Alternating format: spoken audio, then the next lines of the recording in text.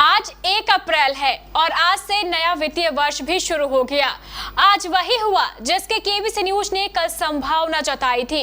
आज इस 1 अप्रैल ने पूरे साल के लिए आपको कई जोरदार झटके दिए हैं। इन झटकों से आपकी जेब का ही धुआं नहीं निकलेगा, बल्कि आपकी जमा पूंजी का भी धुआं उड़ जाएगा।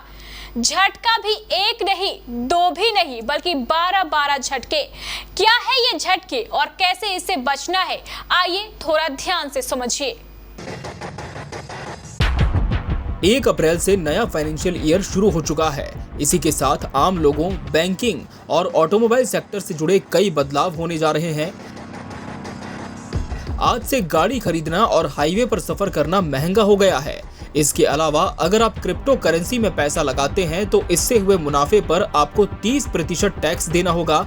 हम आपको आज से होने वाले ऐसे बदलावों के बारे में बताने जा रहे हैं जिनका सीधा असर आपके जीवन पर होगा।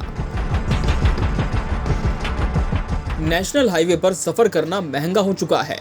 आज यानी गुरुवार रात 12 बजे से ये नई दरें लागू हो गई हैं।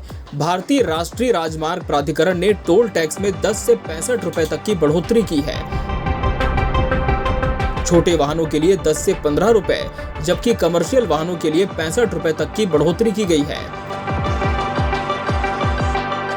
अब होम लोन के चुकाए गए ब्याज पर आपको टैक्स छूट का फायदा नहीं मिलेगा। इनकम टैक्स एक्ट के सेक्शन 80 EEA के तहत 1.5 लाख की अतिरिक्त कटौती का लाभ अब नहीं मिलेगा। इनकम टैक्स एक्ट के इस सेक्शन के तहत घर की कीमत 45 लाख से कम है तो ब्याज भुगतान में 1.5 लाख तक कटौती का दावा कर सकते थे।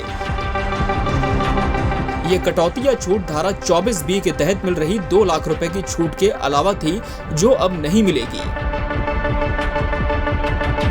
जिन कर्मचारियों ने PF अकाउंट में 2.5 लाख रुपए से ज्यादा जमा कर लिए हैं, उन्हें ब्याज पर इनकम टैक्स देना होगा।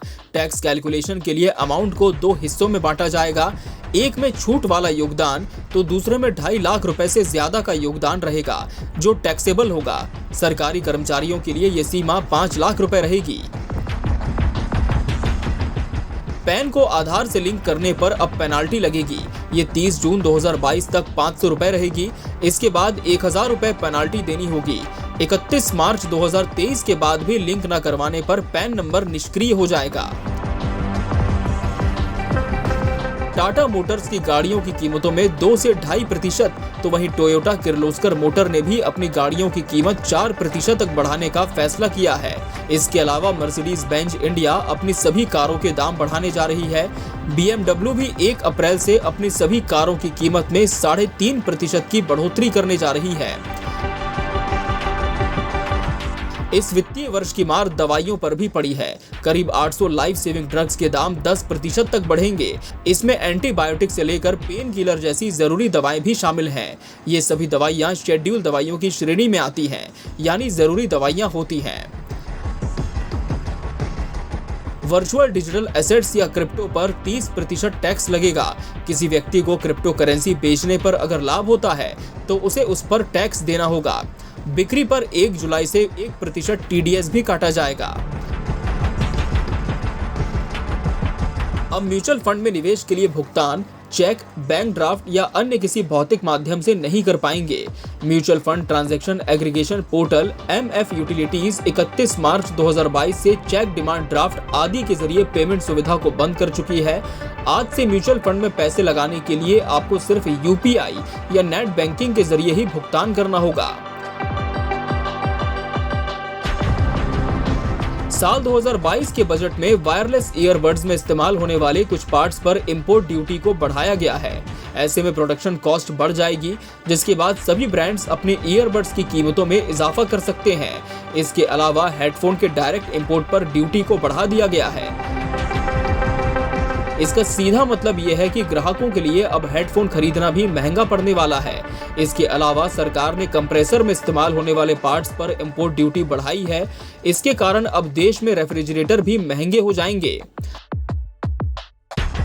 डाकघर में छोटी बचत की स्कीम जैसे time deposit, senior citizen saving scheme या मंथली स्कीम चलाते हैं तो इन खातों को सेविंग अकाउंट या पोस्ट ऑफिस सेविंग अकाउंट से जरूर जुड़वा लें। अब इन योजनाओं का पैसा सेविंग खाते में ही मिलेगा। पोस्ट ऑफिस जाकर कैश में ब्याज का पैसा नहीं ले सकते। सेविंग खाते से लिंक कराने पर ब्याज का पैसा इलेक्ट्रॉनिक माध्यम से ट्रांसफर हो जाएगा। डीमैट और बैंक अकाउंट धारकों को केवाईसी कराना जरूरी कर दिया गया है। नियम के मुताबिक अगर आपका केवाईसी अपडेट नहीं है तो आपका बैंक खाता बंद हो सकता है। वहीं अगर आपके डीमैट अकाउंट का केवाईसी नहीं होता है तो डीमैट अकाउंट डीएक्टिवेट कर दिया जाएगा। इससे आप स्टॉक मार्केट में ट्रेड नहीं कर पाएंगे। अगर कोई व्यक्ति किसी कंपनी का शेयर खरीद भी लेता है तो ये शेयर्स अकाउंट तक ट्रांसफर नहीं हो सकेंगे। केवाईसी पूरा होने और वेरीफाई होने के बाद ही ये पूरा हो सकेगा। Bureau report, KBC news.